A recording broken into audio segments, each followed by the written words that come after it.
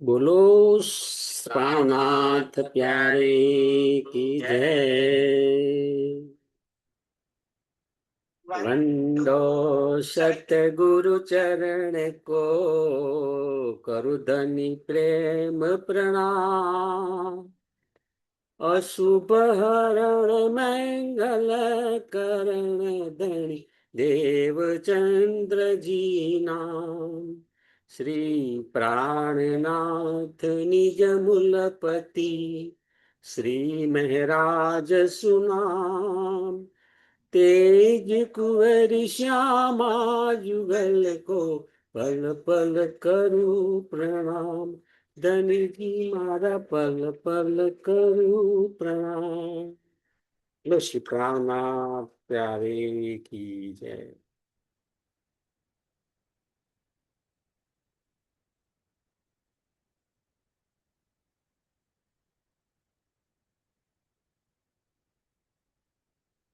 चर्चा प्रारंभ होत है,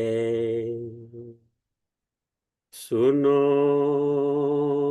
साथ चित दई। भजो राज श्यामा श्री प्राणनाथ, सखी जीवनी हमारो ए। श्री महामत कहे साथ जी, भया चर्चा का वक्त है। अब तुम सुनियो चित दे, लाल आगे आए बैठे इन तखत। लाल आगे आए बैठे इन तखत। बोलो श्री प्राणनाथ प्यारी की जय। પૂર્ણ બ્રહ્મ સચિદાનંદ સ્વરૂપ ધામ ધણી શ્રી અક્ષરાતીત પરમાત્માની અસીમ કૃપાથી, સદગુરુ મહારાજના અપાર આશીર્વાદથી આપણે આ વિતકની ચર્ચા કરી રહ્યા છીએ.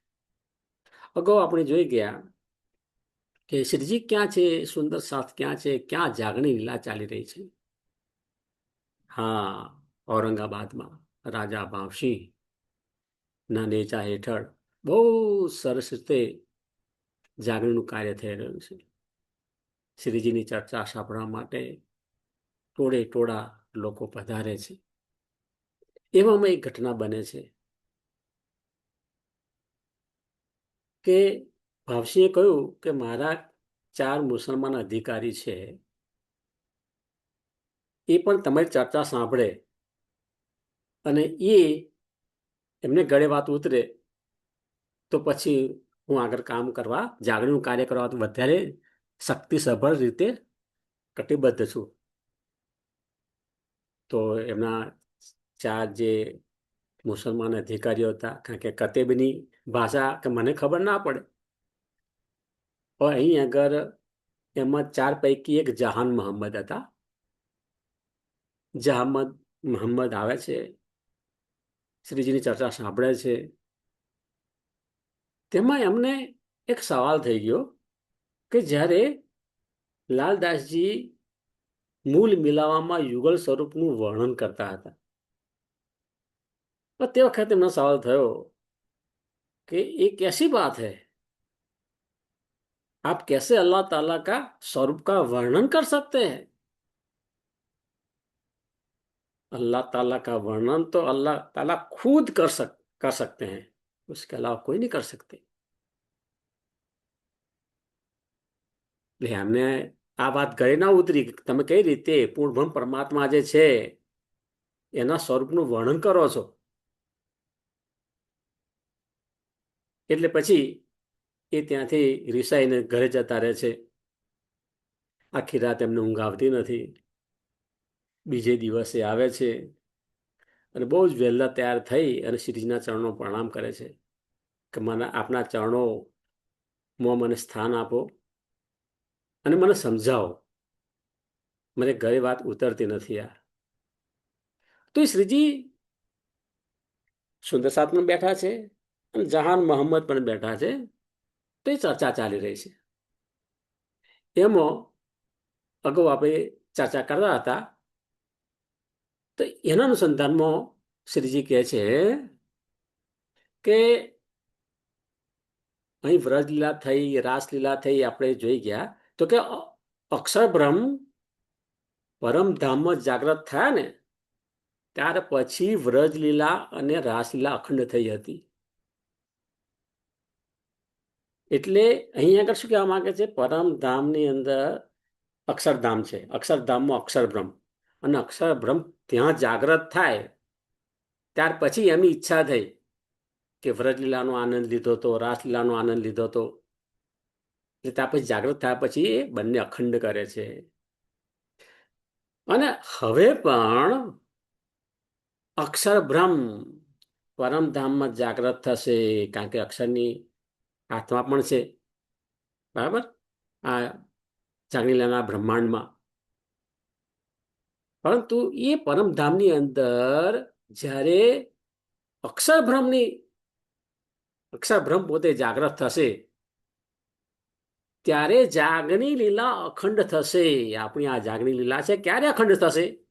તો સીધું તીર માર્યું, અક્ષરબ્રહ્મ. અક્ષરબ્રહ્મ એનો મતલબ કે અક્ષરબ્રહ્મ પણ પૂરા જાગૃત નથી, નિંદમાં છે.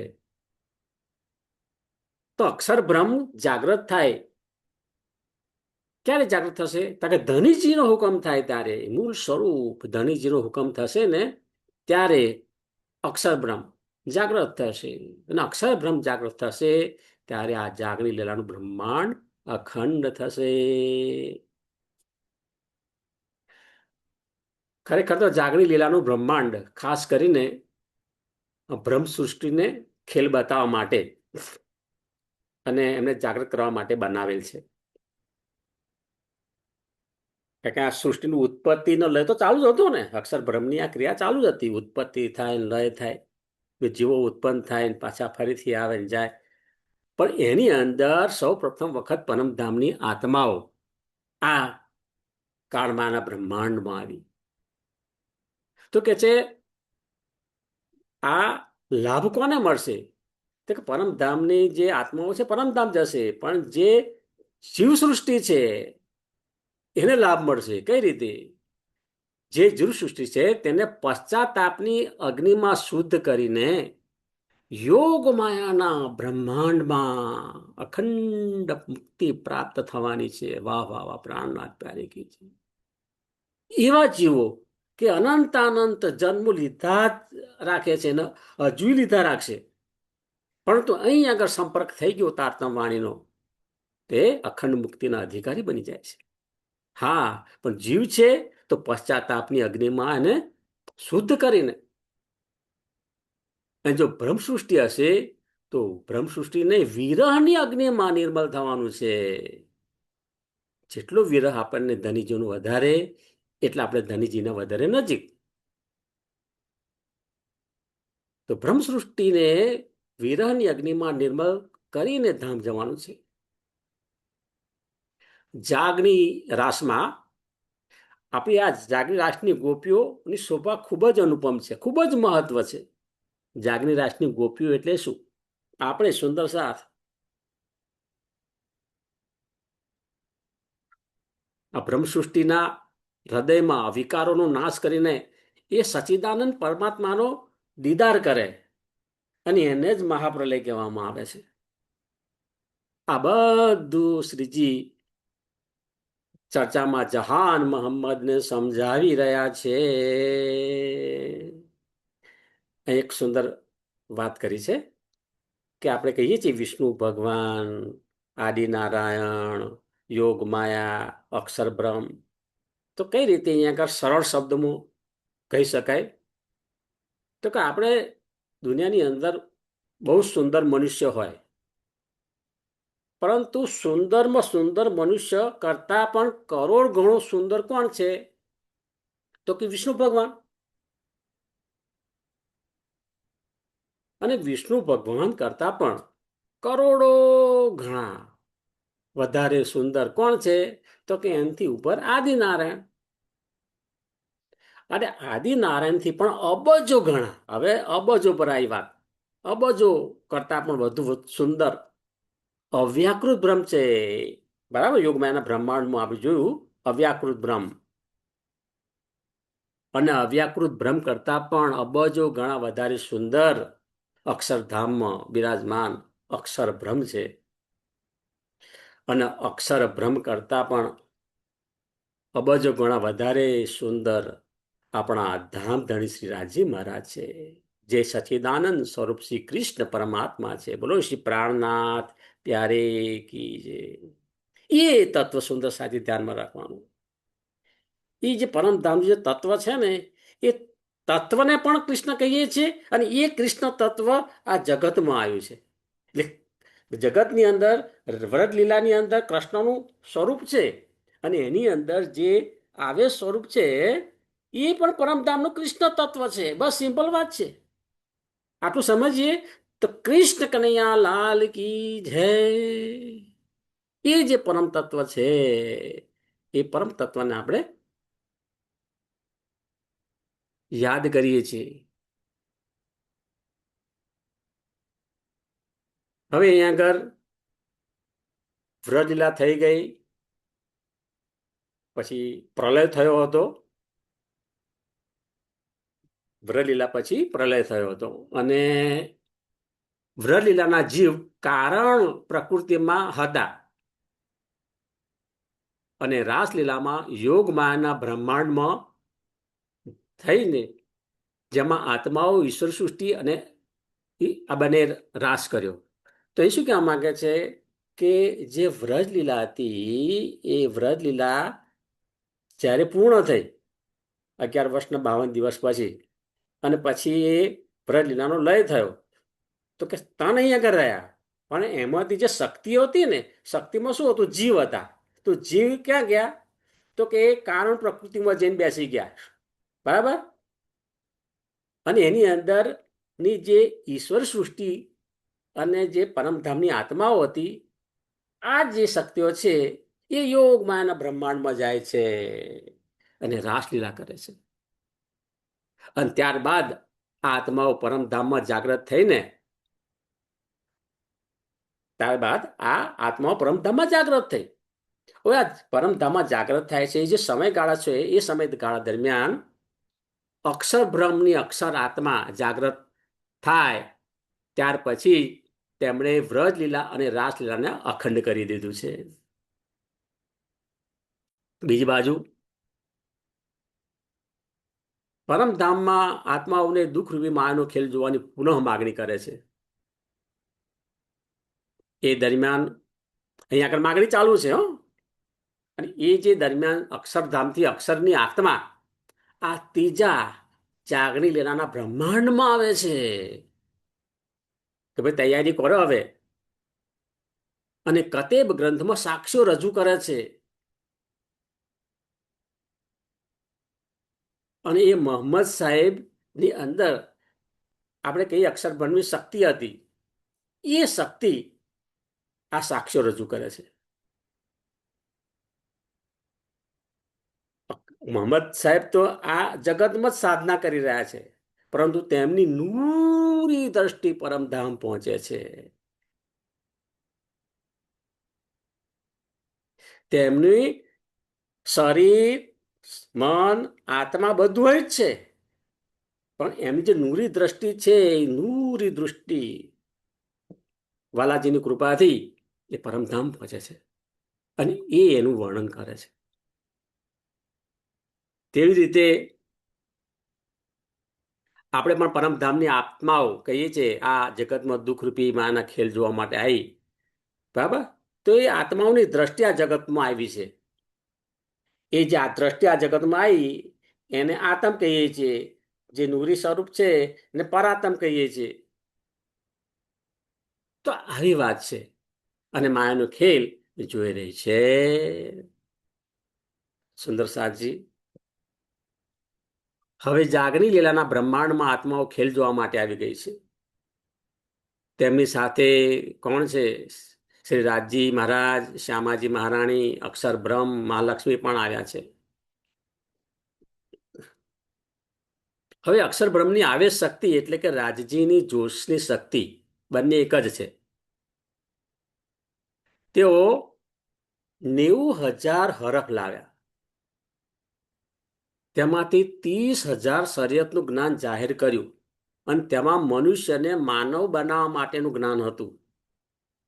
વિચાર કરો કે તે વખતે કેવા માણસો હશે. તો કે પહેલા પહેલા તો આ લોકોને માનવ બનાવો, પછી આગળની વાત. એટલે સ્ટ્રિક્ટ શબ્દો, સ્ટ્રિક્ટ સૂચના હતી કે શરીયતનું જ્ઞાન છે એ મનુષ્ય માનવતા કેળવવા માટેનું જ્ઞાન છે.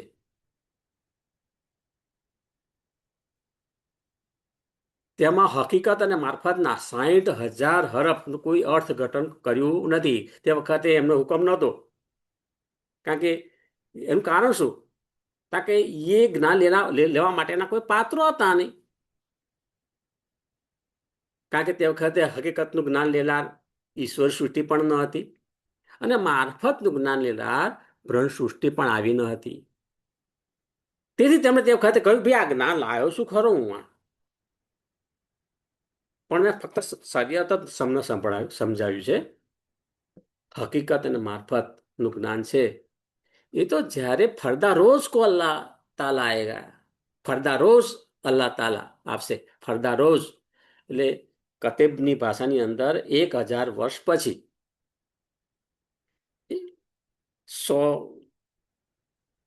1,000 વર્ષ પછી, એટલે એ રીતે ફરદા રોજ કહે છે. ફરદા રોજ કો અલ્લાહ તાલા खुद इस दुनिया में आएंगे और अपने मुख से मार्फत का अर्थ समझाएंगे. એ પોતે સમજાવશે, મારી કોઈ ક્ષમતા નથી.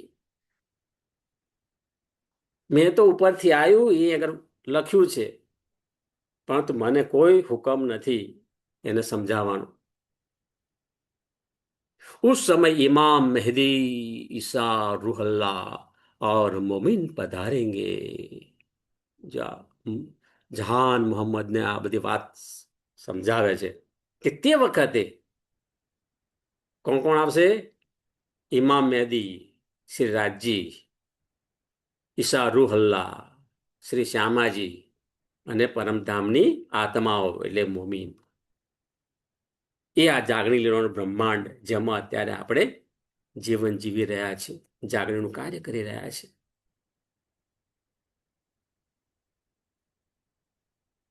પછી કે છે કે બસરી સુરત, મલકી સુરત ને હક્કી સુરત. એમાં જે બસરી સુરત છે ને, એટલે કે મોહમ્મદ સાહેબ, એ ફક્ત સતના ક્ષેત્રમાં આવે છે. સત ચિત આનંદ કહો, સત એટલે સત્તાનું સ્થાન, તો સતના ક્ષેત્રમાં આવે છે. જ્યારે બસરી પછી મલકી હકી એ બંને જે સ્વરૂપો છે એમાં તો પરમધામની પૂરેપૂરી શક્તિ આવેલી છે.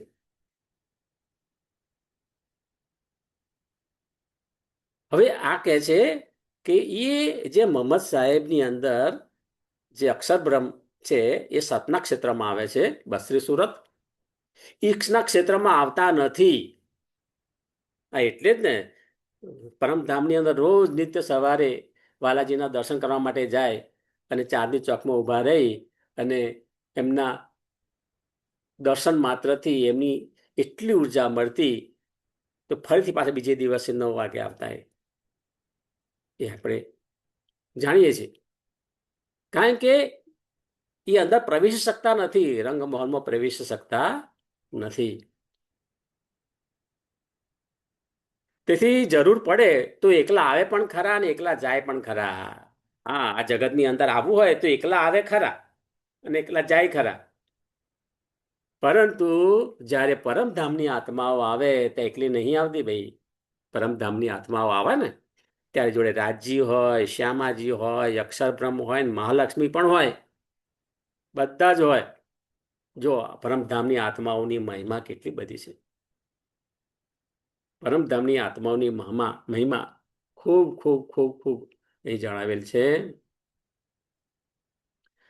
ઈશ્વરી સૃષ્ટિને સત સ્વરૂપમાં ઉત્પન્ન કરવામાં આવેલ છે. ત્યારબાદ આ સૃષ્ટિ ત્યાં પાછી ગઈ જ નથી, કારણ કે ત્યાં ઉત્પન્ન કરી છે, ત્યાં એમના મૂળ તન નથી. આ બહુ મહત્વની વાત છે. તેથી હવે તેમને જ્યાં અખંડ કરવામાં આવે ને ત્યાં નુરીતન મળે ને એ એમનું નુરીતન, એ એમનું તન. બરાબર છે. પરમધામમાં તો પરમધામની બ્રહ્માંગનો અહીં જગતમાં આવી છે, પરંતુ એમના મૂળ તન છે પરમધામની અંદર. પરંતુ ઈશ્વર સૃષ્ટિ છે એને તો ઉત્પન્ન કરવામાં આવી આ ખેલ જોવા માટે. તો સ્વાભાવિક છે કે એ જે ઈશ્વર સૃષ્ટિ છે એને મૂળ તન ન હોય, એટલે જો અખંડ કરવા હોય તો એમને નુરીતન મળે, નુરીતન.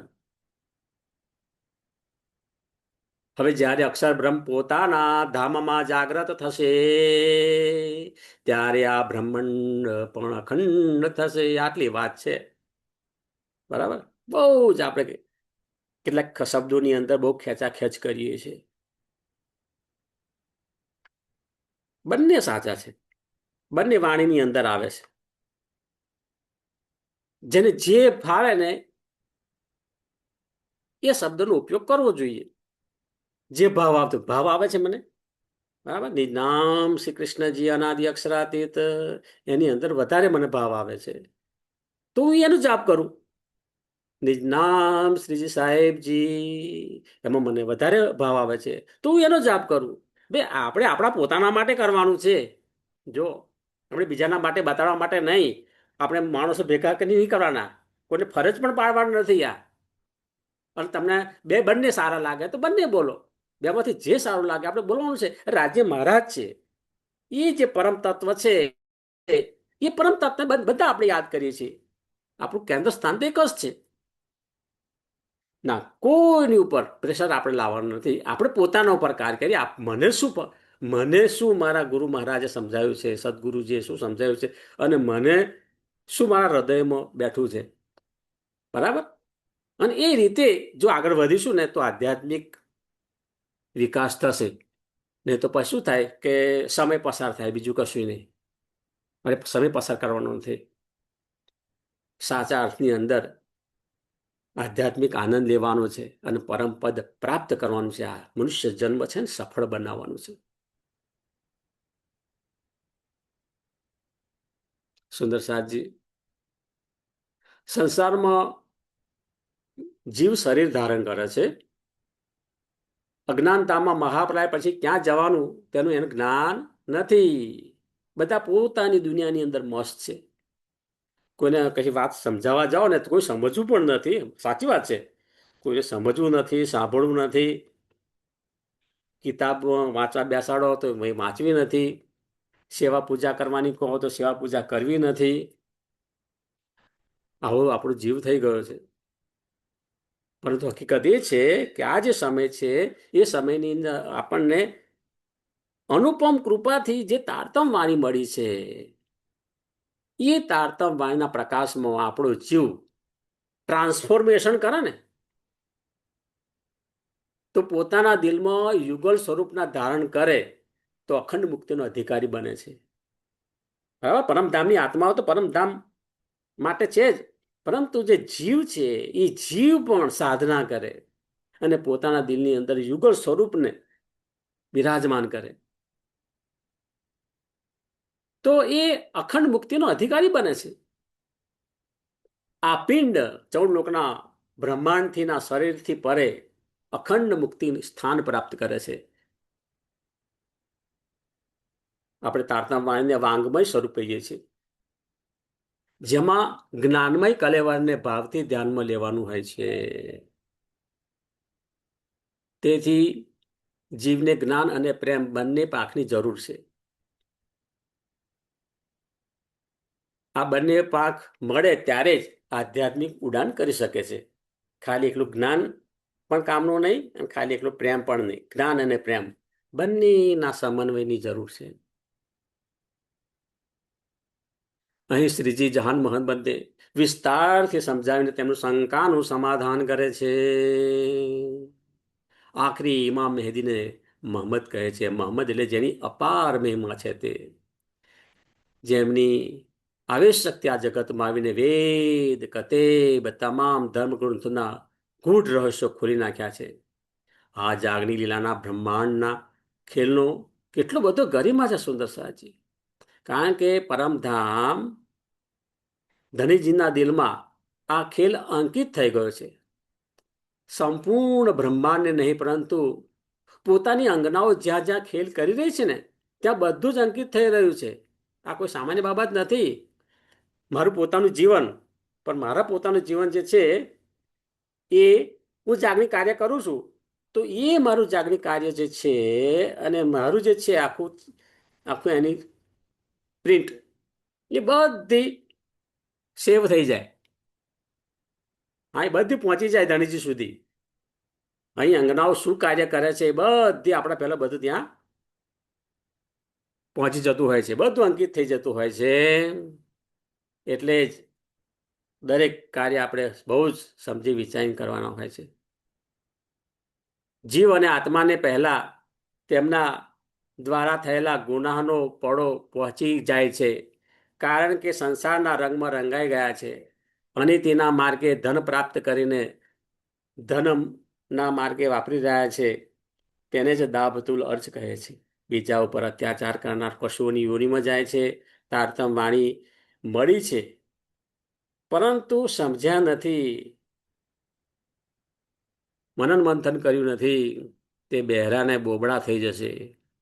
તેથી સંસારમાં ગૃહસ્થ જીવનમાં પણ રહેણી કરણી હોવી જોઈએ, અને નીતિના માર્ગે ધન કમાવાનું છે, અને કોઈનું પણ દિલ ન દુભાય તે રીતે વર્તન વ્યવહાર કરવાનું છે. બોલો શ્રી પ્રાણનાથ પ્યારે કી જય. સદગુરુ મહારાજ કી જય. કૃષ્ણ કનૈયા લાલ કી જય. પ્રણામ સુંદર સાજી. સુંદર સાજીના ચરણોમાં મારા કોટાન કોટી પ્રણામ.